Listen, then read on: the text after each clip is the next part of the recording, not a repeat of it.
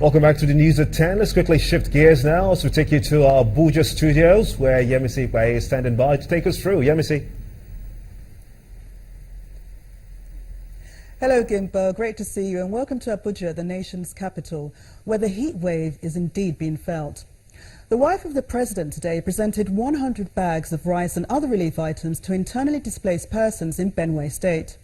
Mrs. Aisha Buhari, who was represented by the wife of the vice president, Mrs. Dolapo Oshibanjo, made the donation at the Agatu Indigens IDP camp located in the Wadata area of the Makurdi metropolis. She was accompanied by Governor Samuel Otom and his wife. Of the president, Mrs. Aisha Buhari, who is represented by Mrs. Dolapo Oshibanjo, is received by Governor Samuel Otom and his wife Eunice upon arrival at the Makurdi airstrip in Benue State. The visiting delegation heads to the internally displaced persons camp established for Agatu Indigens. Mrs. Buhari sympathizes with the IDPs and makes a symbolic presentation of the items to underscore the reason for the visit. Governor Otom calls on federal authorities to restrain the herdsmen from attacking residents of Agatu community. The woman who sent me, Her Excellency, she's a mother. She sent me because she has heard and seen the things that are going on in Benue State. It is her desire that those who don't have the food can be given the food. That is easier. But what is harder for her is how to embrace and tell people to stop crying. The destruction that we have in Benue State today is more than what is happening in the Northeast. And the number of cattle they have brought is beyond what we can imagine. And what we are saying is that we don't have land for these people to come and graze. Mrs. Oshibanjo also met with women and victims of herdsmen attacks from Buruku and other local government areas. The wife of the Benue State Governor, Mrs. Eunice Otom, expresses her appreciation for the visit. And our prayer is that God should continue to strengthen you as a mother with so many children, to continue to show your love on all your children, to continue to be there for us when we need you, just as you have shown yourself even at this point in our lives. Although this act of generosity will bring some succor to the IDPs, residents of Agatu and other affected communities look to the state and federal government for a lasting solution to end these attacks on their homes. The Nigerian Air Force has signed a memorandum of understanding with Innocent Vehicle Manufacturing Company in Nnewi, Anambra State. The agreement is expected to address the overwhelming challenges in maintaining air fleets due to difficulties encountered in procuring spare parts from other countries. This is announced by Air Vice Marshal James Boom, who led a delegation of top senior officers of the Nigerian Air Force on a courtesy visit to the Anambra State Governor, Mr. Willie Obiano.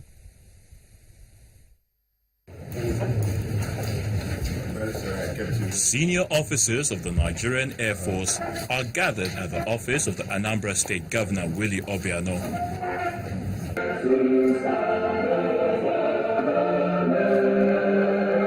It's not a security meeting per se, but an issue the officers hold dear to their hearts. They are with Governor Obiano to inform him on the breakthrough that's been achieved in securing the partnership of Innocent Vehicle Manufacturing Company in the overhauling and production of spare parts for the fleet of the Nigerian Air Force. The Alpha Jet, for instance, one of our fighter aircraft that has formed the backbone of our struggle against Boko Haram. We are down to one or two at most, due to lack of spare parts and mainly the brake assemblies of this aircraft.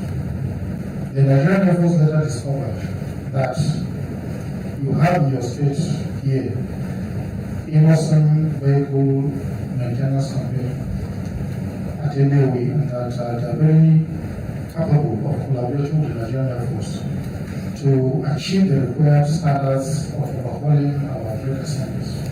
Responding, Governor Obiano promised to assist both the Air Force and the Innocent Group to get the very best out of their partnership that will in turn benefit Anambra State and Nigeria. When we started the operation Bojan, that helped us to drive away the kidnappers, armed robbers, and what have you, the military played a major role in that exercise. And we're happy that today Anambra is the safest state in Nigeria.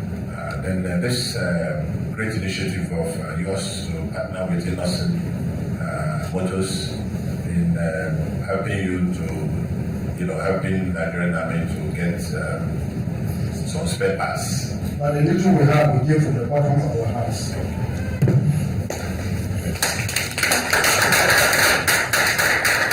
The signing of the MOU is a welcome development towards encouraging local industries to boost their manufacturing capacity, with emphasis on international standards. And that's all from us in Abuja. Back to you, Gimba, in Lagos. Brilliant, many thanks indeed. The governor of Ekiti State, Ayodele Fayose, has flagged off the construction of a flyover in Ado-Ekiti worth 5.7 billion naira, promising to deliver the project within 24 months. Governor Fayose, who described the 1.2-kilometer project as the first of its kind, said it is part of his plans to ease traffic in the city. Governor Fayose said that the flyover will begin at Faji area and end at Ajumose area of Ado-Ekiti. Governor Fayose warned the contractor against unnecessary delays, saying that the people of the state must share of the dividends of democracy. The relocation of the Sunday Okrika market by the Kwara State government was done to ensure free flow of traffic and provide more commercial space for the used clothes traders.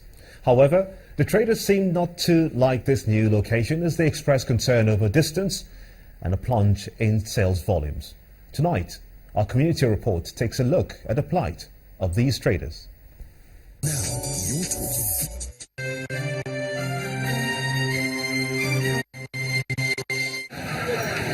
Trading is one major form of business for Kwara indigents. One of the most popular markets in Ilorin, the state capital, is located at Post Office area, where residents come around to buy and sell used clothes, popularly called Okrika.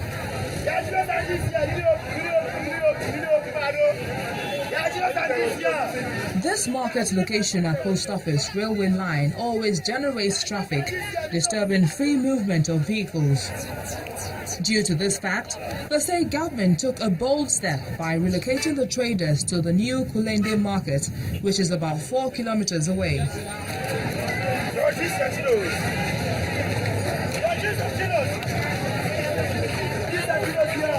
The Commissioner for Commerce and Cooperatives in Kwara State says the government is concerned about the safety of its citizens, and that informs the decision to move the traders to a more conducive place. Security of life and property of both the sellers and the buyers of the Okrika products. Government discovered that with that unfree flow of traffic, there might be accident one way or the other, either to the buyer or to the seller, and even their product also is not safe to some extent. So government said, with this, there is a need for the Ministry of Commerce and Cooperative to locate them to Kulende market, where they will have a conducive atmosphere for displaying of their products. At the new site, it's a different story entirely. The traders arrive with their goods one after the other. This is the practice every Sunday morning in order to secure a space at the parking slot provided by the government before the completion of the main market. Both young and old come around to select whatever suits them. Some of the traders lament over low patronage. Since they moved up to this place, we've not been selling anything. We cannot be able to make customers. Like since morning, I cannot be able to have account of 2,000 naira. If government want to help us, let them move us back to the post office where we used to make money before. For the past 1.5 months now, I couldn't travel. As of today, as of yesterday, I don't know this morning, the CFA was at the rate of 530. You can imagine, since that we checked 300, 330, 320. But when now, like the shoe that woman bought for me now, I supposed to sell that shoe at 1.5. The CFA is at 5.30. When I bought that shoe, it was 3.40. And some commend the efforts of the state government for relocating them. We sincerely appreciate the effort of the government for bringing us into this market, but the thing there is this: there is no market for here. It's a good development from the Kwara State government, because in the years you have to go to the boutique to get stuff. But this time around, you can easily come here, and the idea is that when you come earlier, you get better stuff at the cheap prices. But as Oliver Twist, they ask for more. Governor should please come to our aid, maybe to seal the whole floor so that to make it conducive for them. As the new Kulende market picks up, the state government will be left with no choice but to put the market in a better shape. And the traders expect that business gradually picks up.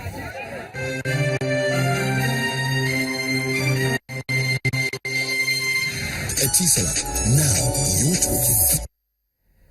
Let's move on swiftly to business news on the news at 10 with Emana Amoy. You first. First Bank.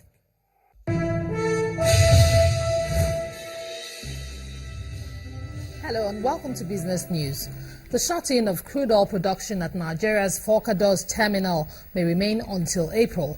According to analysts at Vertiva Capital in a report released today, the force majeure that was declared in February by oil giant Shell Nigeria will impact listed exploration company Seplat Petroleum.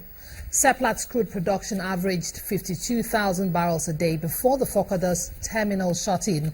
The investment bank sees Seplat's full year 2016 earnings going down at $82 million against previous estimates of $87 million on production setbacks and tax assumptions.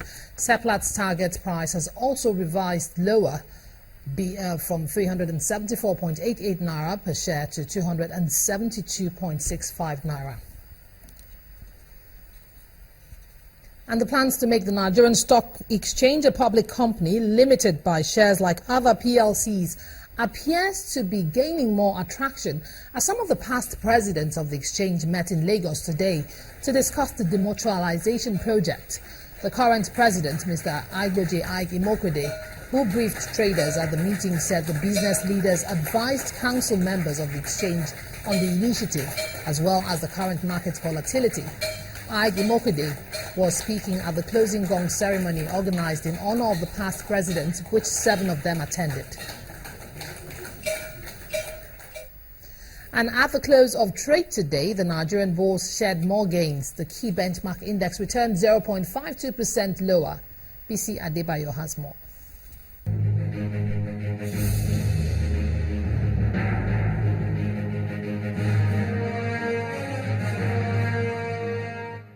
Hello and welcome to the Stock Market Reports. It was another dull session at the Nigerian stock market as the key broad index declined further on continued sell-off by investors.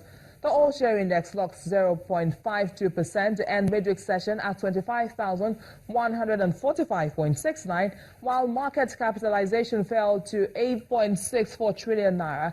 Volume traded increased to 504.20 million shares, valued at 2.13 billion naira in 3,374 deals.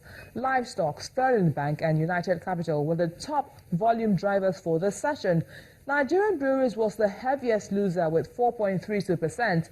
It's followed by Guinness and PZ. Wednesday's gainers include Seplat, Wapco and Dangote Cement in the top 3 category. That ends the stock market reports. I am BC Adebayo. Many thanks, BC. It was mixed sentiment at the global equities markets. Let's take a look.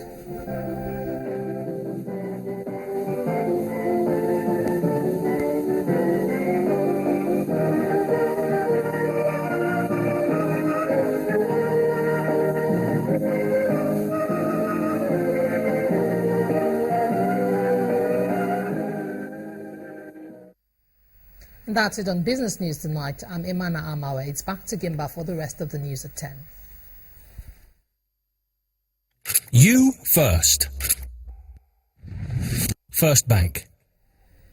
Nemesis appears to have caught up with the man suspected to have been responsible for the bombing of an oil pipeline belonging to oil company ENI in Bayelsa State, as he has been arrested by men of the Nigerian Security and Civil Defense Corps, the NSCDC.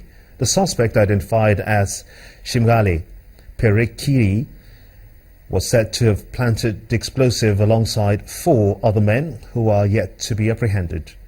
The attack, which occurred on Sunday, comes just after oil workers carried out repair works at the pipeline in the Oloboboro community. The attack, which reportedly killed 3 people, is said to be one of the worst cases of pipeline vandalism in recent times. Wakanow, a leading online travel company in Nigeria, has unveiled a new logo and signed a partnership agreement with Zenith Bank.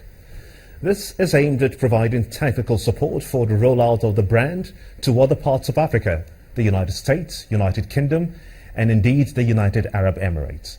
Wakanow, which in local parlance means go now, also announced launch of a global booking portal called Destinations Africa, designed exclusively for Africa-themed holidays. A cozy setting, cool music. Partners from leading airlines, hotels, the media and the supporting bank all gathered here for the brand refresh launch of Wakanow. Established in 2008, Wakanow was founded as Nigeria's first online travel company to bridge the gap and inefficiencies in the travel space. It has since become the 5th fastest growing company in the country and was also recognized at the Nigeria 50 Awards. The Deputy Managing Director says Wakanow is ready to go global. The journey of Wakanow is just the beginning. This is just the beginning. With all we have put in place, the partnerships, the global presence, the kind of partnerships and global presence we put in place will make us be the biggest travel company in Africa. One of the first steps to going global starts with a strategic partnership with another leading brand, Zenith Bank. An executive director with the bank says they got a lot of positive feedback about Wakanow and they are proud to partner with them. A few days ago, I was with one of the top 3 agencies, and they confirmed to me that Wakanow clearly is Nigerian #1 travel company in Nigeria today. We're launching a new logo. We're launching Wakanow UK. We're launching Wakanow US. We're launching Wakanow UAE, and we're launching Destiny Africa. Already today, we have over 10% of our bookings coming from the United States and from the UK, without having any dedicated websites there. With these new websites offering much better deals, we'll provide travel services to them focused on Africa. And now to the unveiling of the new brand logo, signifying the boldness of purpose and a renewed vision to deliver unparalleled service. Ladies and gentlemen, we bring to you the new Wakanow. The MOU between the bank and Wakanow is also signed and exchanged. For the management at Wakanow, it's time for everyone to go and enjoy destinations in Africa and other parts of the world. This alliance is a perfect fit. And still ahead on the news at 10. Nigeria Football Federation shifts focus to the 2018 World Cup qualifiers after Super Eagles failed to qualify for the Nations Cup. That's the sports news. Stay with us.